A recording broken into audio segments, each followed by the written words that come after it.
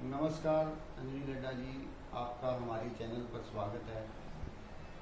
आप सभी का दिल की गहराइयों से धन्यवाद, हार्दिक अभिनंदन।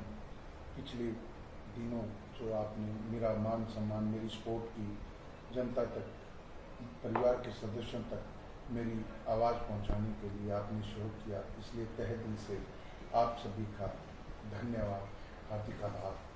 लता साहब, 2024 का विधानसभा चुनाव पूरा सरगर्मी पर रहा। किसने सोचा था इतना बड़ा समीकरण जो उल्ट फिर होगा? कौन सी पार्टी जीतेगी? जीतने वाली हारी, हारने वाली जीती।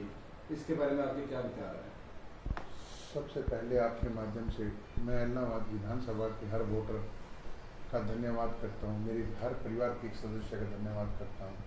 जो समीकरण आए हैं एग्जिट पोल के विपरीत आए हैं। एग्जिट पोल ने कौन सी राजनीतिक दल को सत्ता में बिठाया था और विपरीत उसी के दूसरा दल सत्ता में बैठा है, तो यह किसी को अनुमान नहीं था। जो घटनाक्रम विधानसभा में हुआ उसी का भी किसी को अनुमान नहीं था। 14,861 वर्ष से बेनीवाल विधायक बने, तो बहुत बड़ी लीड मानी जा रही है। एनएलए का गढ़ था, कहीं ना कहीं एक तरफा माहौल था, तो जो लोगों का माहौल था, एक लहर थी, वो लोगों ने सच कर दिखाया। मैं आपको बताना चाहूँगा, गढ़ कभी नहीं हुआ करते, गढ़ राजा महाराजाओं के ढह गए। ये जनता जनार्दन है, ये किसी को आंखों पे बिठाती है और किसी को उतारती है, ये इसका मन है। मैंने भी जनता की आवाज़ मेरे परिवार के लोगों के बीच में उठाई थी। मुझे भी जो जनादेश मिला मैं आपके माध्यम से कबूल करता हूँ और आपके माध्यम से एक अपील करूँगा कि वो लोग आए चाहे ना आए, आपका बेटा, आपका भाई, आपका अंजलि लड्डा आपके हर सुख दुख के लिए सदैव तैयार है, पहले भी था और आगे भी रहेगा। जननायक जनता पार्टी को पिछले चुनाव से देखा जाए तो इस बार इतना भारी सपोर्ट क्यों नहीं मिला? जनता जिसको जो बहुमत देती है वो कबूल करना चाहिए।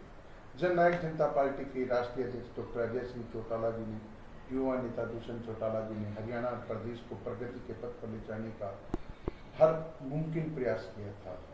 चाहे किसानों की बात हो, चाहे युवाओं की बात हो, चाहे महिलाओं की बात हो सकता है हम हमारी बात जनता के बीच में ना पहुंचा पाए और इसलिए हमें ये नहीं देखना पड़ा।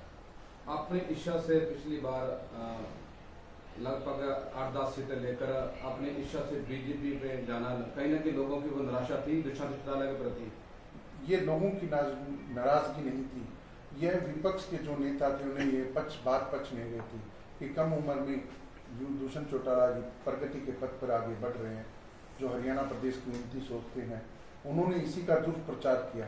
अगर दुष्यंत चौटाला जी 20% होकर राज में थे, 40 सीटें भारतीय जनता पार्टी की थी, आज भारतीय जनता पार्टी को पूर्ण बहुमत मिला है, तो वो तो सिर्फ दुष्प्रचार विपक्ष के लोगों का था जिसमें वो कामयाब रहे।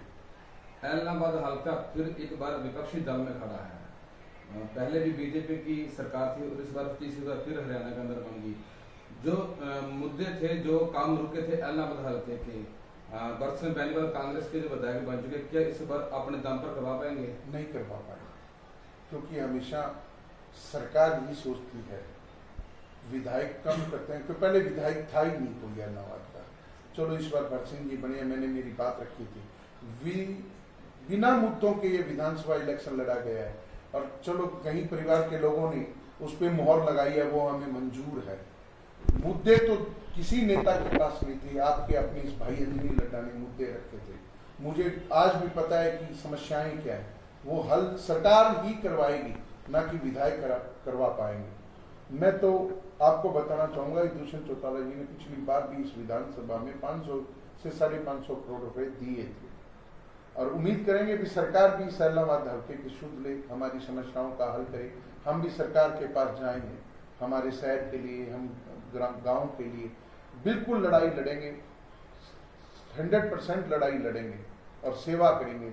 हमने इलेक्शन में भी यही कहा था कि हमारा मन सेवा करने का है, हम सेवा करेंगे, लोगों के बीच में रहेंगे, जो समस्याएं होगी हम उनका हल करने का प्रयास करेंगे। एक लोगों का समीकरण था एनएलओ, बसपा और हरोपा का गठबंधन होता और लोगों का आपको अपनी राय थी कि ये कहीं ना कहीं अंदर वाले खाते के अंदर गठबंधन भाजपा के साथ हुआ है। इसके लिए आप कितना अपने विचार रखते ये हैं? बताने की जरूरत थोड़ी, आप भी तो सारा दिन पब्लिक के बीच में रहे हैं। देखा था वोटिंग वाले दिन प्रचार आया था, अभी ये इसको समर्थन दे दो, इसको समर्थन दे दो। जनता सब जानती है, जनता के आगे कोई चीज टिकती नहीं है। पब्लिक को सब पता था और पब्लिक ने अपना मत दिया। सिरसा की राजनीति को देखकर लगता है जैसे गोकुल शेट्टी ने आरोप लगाया था कि जो गोपाल कांडा वो कहीं ना कहीं वो फर्जी वोट डलवा रहे हैं। देखो, मैं उस मौके पे नहीं था, मैं इस बात पे नहीं जाऊंगा। अगर डलवाए हैं तो गलत डलवाए हैं, नहीं डलवाए तो बात ठीक है। क्यों मैं मौके पे होता, मैं उस बात को स्पष्टीकरण दे पाता कि मैं वहां था। बाकी सिरसा आज बिना सरकार के है। नहीं सर जी, गोपाल कांडा जी ये कह रहे हैं कि जितनी भी मेरी और पट भी मेरी, इसके बारे में क्या है? बड़े लोग हैं, बड़े लोगों की अटपट सभी होती है, अंदर सब एक हैं, बाहर कार्यकर्ता लड़ते रहते हैं। मेरे जैसे जमीनी स्तर पे जो कार्यकर्ता हैं वो हमेशा लड़ाई लड़ते हैं। जनता को ये सोचना पड़ेगा, परिवार के लोगों को सोचना पड़ेगा कि आपकी आवाज कौन उठा सकता है। कोई नहीं आएगा। 2 दिन हो गए, दिखा कोई धन्यवादी दौरे करने के लिए एक विधायक आए थे कल, उसके बाद वो भी दिखाई नहीं देंगे। अंजनी आपका था, आपका रहेगा, आपके बीच में है और हमेशा आपके बीच में रहेगा, आपकी सेवा करेगा। लटा साहब, आने वाले टाइम में आपने अपने भाषण के दरमियान बोला था कि मैं राजनीति के नहीं, मैं सेवादार हूँ। अगर कोई मुद्दा आपके सामने आता है तो आप बेझिझक होकर वो मुद्दे की बात करेंगे? मैं तो अभी आपके सामने हटका के हटा हूँ कि मैं सेवादार हूँ, सेवा करता रहूंगा। उसके लिए चाहे मुझे कहीं भी जाना पड़े, मैं मेरे शहर के लिए, मेरे गांव के लिए, हर समस्या के समाधान के लिए तत्पर हूँ। लड़ाई लड़ूंगा, होगा क्या वो इस वाहेगुरु को, रब को, राम जी को पता है, परंतु मैं लड़ाई लड़ूंगा। एक लोगों की एक निजी राय होती है, 5 साल बाद विधायक आते हैं, 1 महीना रहते हैं ग्राउंड में और 5 साल के लिए फिर गायब हो जाता है। अगर इस टाइम वो जो अभी जो विधानसभा का चुनाव निकला है, इस बार वो सार्थक होने वाला है या नहीं है? विधायक का तो मेरा पता नहीं रहेगा, नहीं रहेगा। मैं आपको जरूर बात कहूंगा, मेरे पत्रकार छायाकार साथी हैं, राजनीति से ऊपर उठकर आप लोगों को यह बात जागरूक करना पड़ेगा, लोगों को बताना पड़ेगा कि आपका कौन है, पराया कौन है। हमेशा ये रीति चलती आई है कि वो लोग ना तो कभी आए और ना कोई बात। अंजनी यहाँ पे रहा है, यहाँ पैदा हुआ, आपके बीच में रहूंगा, जैसा भी हूँ आपको बीच में रहकर आगे जाऊंगा। अमित मेहता ने अपने भाषण में दरमियान बोला था, एक विधायक को 5 साल में 5 करोड़ रुपया मिलता है और पिछले 10 सालों से वो बोल रहे थे 50 करोड़ रुपया जो इस लागत से शहर को हम रोशना देंगे। अब इस बार बीजेपी की सरकार आ गई है, तो क्या अमित मेहता इस बार 50 करोड़ रुपए लगाएंगे? अमित चंद मेहता नहीं लगा सकते विधायक को, उनको पता ही नहीं ना। वो एमपी को मिलते हैं 5 करोड़ रुपए। अच्छा। विधायक को तो खुले पैसे मिलते हैं, वो अपनी लेटराइट लेके जाए, अपनी समस्याएं लेके जाए। मैंने मेरे भाषण में कहा था कि विधानसभा के पोर्टल पे आवाज उठानी पड़ती है, मंत्री के पास जाना पड़ता है, मुख्यमंत्री के पास जाना पड़ता है, उस विभाग के जो उच्च अधिकारी हैं उनके पास जाना पड़ता है। सरकार पैसे देती है, दुष्यंत चौटाला जी ने दिए थे पैसे, हम लेके आए हैं तो हमें पता है। पैसे देने वालों की कमी नहीं है, अगर नीयत सरकार की ठीक हो। कोई व्यक्ति सरकार के पास जेन्युइन चीज लेके जाता है, अभी हमारी ये समस्याएं होती हैं। रेन वाटर की बात करें, दुष्यंत चौटाला जी ने दिए थे पैसे। मीठे पानी की बात करें, दुष्यंत चौटाला। मैं जाऊंगा सरकार के पास, मेरे शहर की समस्याएं लेकर, ग्रामीण अंचल की समस्याएं लेकर। मैं इस शहर का बेटा हूँ, भाई हूँ, उसी तरह ग्रामीण अंचल का हूँ, लोगों के बीच में जाऊंगा। हम मिल के लड़ाई लड़ेंगे और इस इलाहाबाद विधानसभा को प्रगति के पथ पर लेके जाएंगे। लोग पार्टी को वोट देते हैं, जब कैंडिडेट के चेहरे को वोट देते हैं, आप इससे कितना सहमत हो? दोनों ही बातें काम करती हैं। पार्टी को भी वोट मिलता है और चेहरे को भी वोट मिलता है। चेहरा वैसा होना चाहिए जिससे सरल स्वभाव का हो, हर व्यक्ति उससे बात कर पाए, हर व्यक्ति की वो बात सुन पाए, हर व्यक्ति की समस्या का समाधान कर पाए। तो कहीं न कहीं राजनीतिक दल का भी महत्व होता है।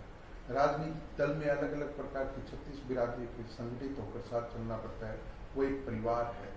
तो दोनों चीजों का महत्व होता है। जितनी बड़ी लहर थी कांग्रेस की इस बार हरियाणा के अंदर, वो लहर कहीं ना कहीं कमी दिखी, जिसके चलते बीजेपी सरकार ने एक बार फिर अपनी हरियाणा की सरकार में लहर तो दिखी जरूर थी, पर वो वोटों में कन्वर्ट नहीं हो पाई।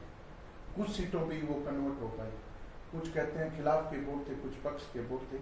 उसी तरह यह लहर में भारतीय जनता पार्टी पूर्ण बहुमत की सरकार बना पाई। लोकसभा चुनाव में कांग्रेस ने एक आम पार्टी के साथ बात की थी कि अगर आने वाले विधानसभा में हम आपके साथ गठबंधन करेंगे, और कहीं ना कहीं उसको ठेस पहुंचाई या नीचा दिखाया गया आम आदमी पार्टी को, उससे जो वोट है, जो कांग्रेस के जो वोट थे, कहीं ना कहीं बीजेपी को मिले।